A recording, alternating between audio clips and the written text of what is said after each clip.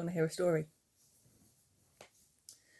Gather round, listen to the exploits of the party that would later become Teal Team 6. The party had arrived in the city of Midgard, a fortified city currently on the front lines of a conflict between the Ragmarar and the people of Winterfell. They contacted the Green family, siblings of Talia and Gerald Green, with whom the party had previously had dealings.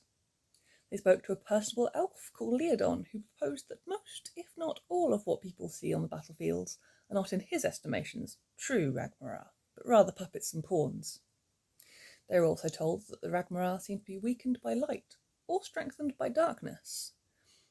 The party undertook a secretive mission to retrieve a live specimen of the Ragmarar for Catali Green to study.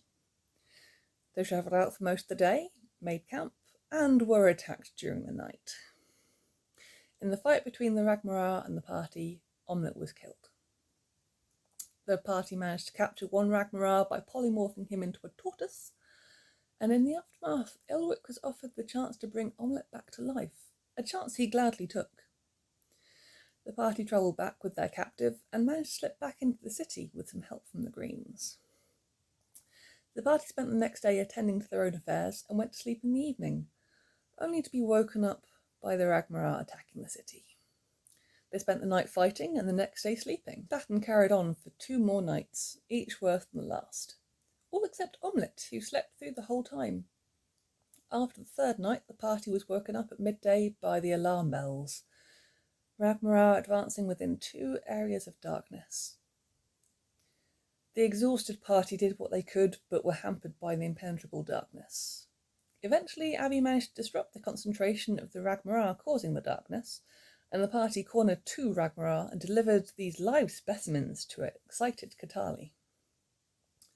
When the party went back to their beds, they found a rested and refreshed Omelette. He told them that he'd been in some sort of mental combat while the party fought the Ragmarar, and that roughly when the latest invasion was defeated, the dreaming state had also been broken.